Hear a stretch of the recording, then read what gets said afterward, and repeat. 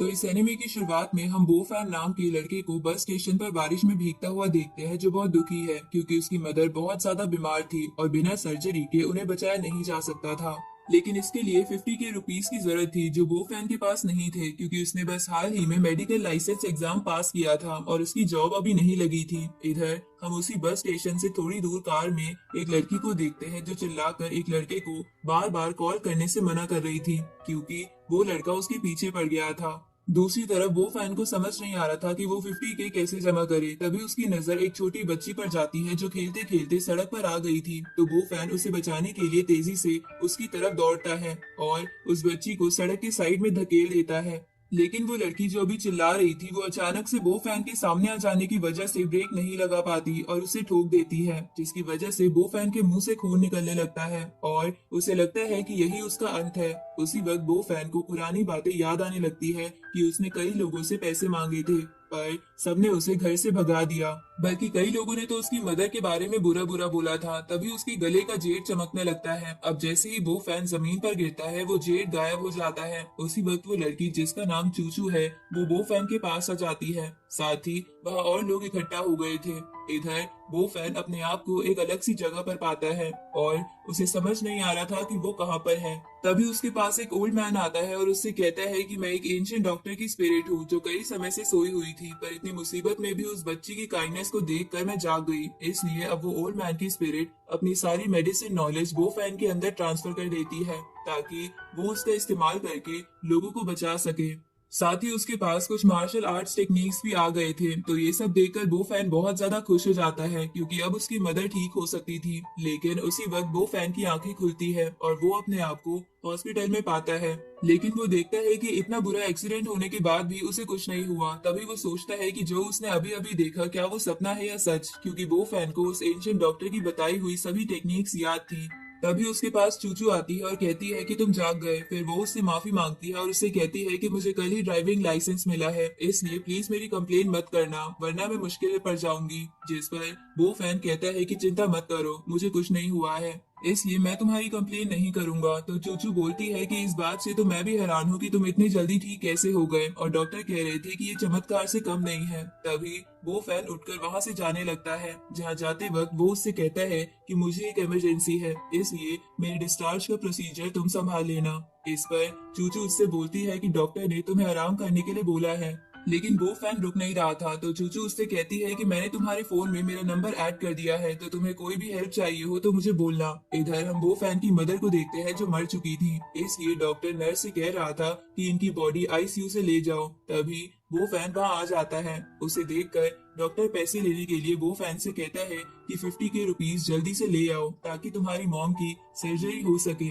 लेकिन वो फैन उसे पीछे करके उस एंशिएंट डॉक्टर से मिली कुछ नीडल्स निकालता है, जिसे देखकर वो डॉक्टर कहता है तुम नीडल से क्या करना चाहते हो, क्या तुम मरने के बाद भी अपनी मॉम को दर्द देना चाहते हो। इधर वो फैन उन नीडल्स को देखकर सोचता है कि एंशिएंट मेडिसिन और ट्रेडिशनल चाइनीज मेडिसिन में ज्यादा फर्क नहीं है। इसके बाद वो अपनी स्पेशल आईज की मदद से अपनी मॉम को स्कैन करता है, जहाँ उससे पता चलता है कि उसकी मॉम के ब्रेन में कोई दिक्कत है। बीमारी का पता लगाने के बाद उस एंशिएंट डॉक्टर की दी हुई टेक्निक में से सोल्यूशन ढूंढने लगता है, जहाँ उसे एक सोल्यूशन मिल जाता है। जिसके बाद वो फैन उन नीडल्स को अपनी मॉम की बॉडी में अलग अलग जगह लगा देता है। लेकिन उस डॉक्टर को लग रहा था कि वो फैन पागल हो गया है, इसलिए वो उससे कहता है कि अपनी मॉम को यहाँ से ले जाकर जल्दी से उनका क्रियाक्रम कर दो, क्योंकि जितनी देर तक वो यहाँ रहेंगी उसका बिल और बढ़ता रहेगा। जिस पर वो फैन उससे कहता है कि मेरी मॉम मरी नहीं है तो मैं उनका क्रियाक्रम कैसे कर सकता हूँ।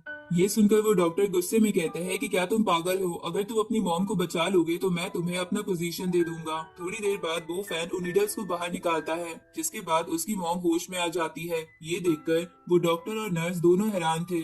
तभी वो फैन की मॉम उससे कहती है कि यहाँ क्या हो रहा है, मुझे याद है कि मुझे बहुत खतरनाक बीमारी थी जिसे ठीक नहीं किया जा सकता था। वो फैन कहता है कि आप बिल्कुल ठीक हो चुकी हैं और अब हम घर जा रहे हैं। ये सुनकर वो डॉक्टर वो फैन से कहता है कि तुम घर बाद में जाना, पहले मेडिकल एक्सपेंसेस पे करो।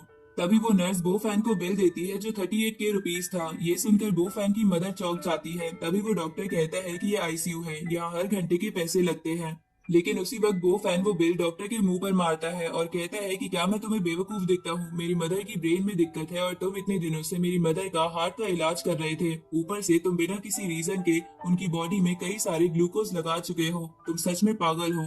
तभी वहाँ एक नर्स आती है और डॉक्टर से कहती है कि हॉस्पिटल के डायरेक्टर ने इलाज के लिए किसी को भेजा है और हमें साफ इंस्ट्रक्शन मिला है कि आपको ही उस बच्चे का इलाज करना है। ये सुनकर वो डॉक्टर उस बच्चे के पास चला जाता है जहाँ उसका फादर था, जो गिड़गिड़ाकर कह रहा था कि प्लीज डॉक्टर चेक करो मेरे बच्चे को क्या हुआ है। क्योंकि जब वो स्कूल से आया था तो वो ठीक था, लेकिन अचानक से उसे बहुत तेज बुखार आ गया और वो बेहोश हो गया। ये सुनकर वो डॉक्टर कहता है कि आप टेंशन ना लें, इसे बस आम सर्दी जुकाम हुआ है, इसलिए इसे मैं एंटीबायोटिक मेडिसिन दे देता हूँ जिससे ये ठीक हो जाएगा।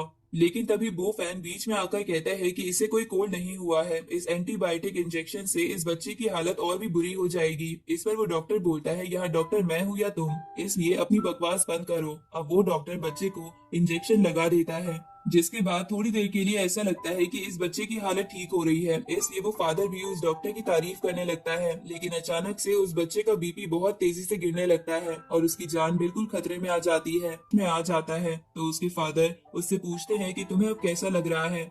इस पर वो बच्चा कहता है कि मुझे तो आइसक्रीम खाने का मन कर रहा है। ये सुनकर वो फादर खुश होते हुए बो फैन को कुछ पैसे देते हैं, जिसे बो फैन रख लेता है। इसके बाद वो फादर और सन वहाँ से चले जाते हैं, जिनके जाने के बाद वो डॉक्टर बो फैन से कहता है कि अब तो तुम्हारे पास पैसे भी आ गए हैं, इसलिए जल्दी से बिल पे कर दो। लेकिन उसी वक्त डॉक्टर को हॉस्पिटल टीम का कॉल आता है, जो डॉक्टर से उसी बच्चे का हाल पूछ रहे थे, जिस पर डॉक्टर कहता है कि वो बच्चा ठीक हो गया है और अपने घर भी चले गया है। तभी डीन उसे बताते हैं कि ऐसी ही हालत कई और बच्चों की भी हुई है और उन्हें भी बहुत जल्द हॉस्पिटल में भेज दिया जाएगा। थोड़ी देर बाद डीन और डायरेक्टर दोनों हॉस्पिटल में आ जाते हैं, जिन्हें देखकर वो डॉक्टर बो फैन से कहता है कि बच्चे अपनी जुबान बंद रखना, क्योंकि तुमने बिना डॉक्टर बने किसी का इलाज करा है, इससे तुम्हें जेल भी हो सकती है। पर चिंता मत करो, मैं सब संभाल लूंगा। ये सुनकर बो फैन समझ गया था कि वो डॉक्टर उसका क्रेडिट चुराना चाहता है। तभी वो डॉक्टर डीन और डायरेक्टर के पास आ जाता है, जहां वो डायरेक्टर उस डॉक्टर से कहता है कि मुझे नहीं पता था कि तुम इतने काबिल डॉक्टर होगे। इस पर वो डॉक्टर कहता है कि मैंने ऐसे केसेस पहले भी हैंडल किए हैं। ये सुनकर वो डायरेक्टर डॉक्टर से बोलता है कि पास वाले प्राइमरी स्कूल के सारे बच्चों की भी ऐसी ही हालत है और अभी तक इस केस का पता नहीं चला है। अभी मेरा एक फ्रेंड आता ही होगा, क्योंकि उसका बेटा भी उसी प्राइमरी स्कूल में पढ़ता है, और अगर तुमने उसके बेटे को ठीक कर दिया तो मैं तुम्हें बड़ा इनाम दूंगा। तभी उस डायरेक्टर की नजर बो फैन और उसकी मॉम पर जाती है और उससे पूछता है कि ये दोनों कौन है। डॉक्टर बताता है कि इस लड़के की मॉम मेरे पेशेंट थी, जिसे मैंने ठीक कर दिया। तभी वो डॉक्टर बो फैन के पास जाकर कहता है कि हम बिल की बातें बाद में कर सकते हैं, इसलिए अभी तुम यहाँ से जाओ। ये सुनकर वो फैन अपनी मॉम को वहां से लेकर जाने लगता है, जहाँ जाते वक्त उसकी मॉम उसे कहती है कि बेटा अब हमारे पास 20 के रुपीज आ गए हैं, इसलिए हम थोड़ा बिल चुका ही देंगे। ये सुनकर वो फैन बोलता है कि मैं तो उस डॉक्टर को फूटी कौड़ी भी नहीं दूंगा और मैं इन नीडल को इस्तेमाल करके इस बच्चे को ठीक कर सकता हूँ। ये सुनकर वो डॉक्टर से कहता है कि तुम सच में एक्स्ट्रा ऑर्डिनरी हो, इसलिए जल्दी से इस बच्चे को ठीक कर दो। ये सुनकर वो डॉक्टर याद करने लगता है कि वो फैन ने वो नीडल किस जगह पर लगाई थी, जिसके बाद वो वैसे ही करने की कोशिश करता है और उसे लग रहा था कि ये इतना मुश्किल भी नहीं होगा। तभी वो अमीर आदमी देखता है कि इससे बच्चे की हालत और खराब हो रही है, इसलिए वो डॉक्टर से पूछता है कि क्या तुम्हें पक्का यकीन है कि इस टेक्निक से मेरा बेटा ठीक हो जाएगा। ये सुनकर उस डॉक्टर के पसीने छूटने लगते हैं और वो घबराते हुए कहते हैं कि ये बिल्कुल काम करेगा, अभी अभी एक बच्चा इसी टेक्निक से ठीक हुआ था।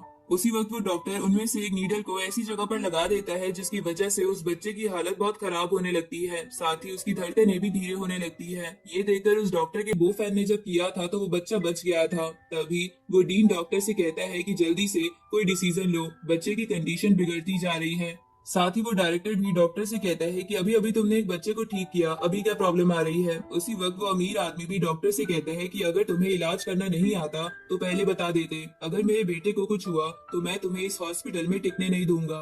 तभी उस डीन की नजर उस नर्स पर जाती है जो कुछ सोच रही थी, तो वो उससे पूछता है कि यहाँ पर क्या चल रहा है। इस पर नर्स बताती है कि पिछले वाले बच्चे को डॉक्टर ने नहीं बल्कि वो फैन ने बचाया था, जो अभी अभी अपनी मॉम के साथ यहाँ से गया है।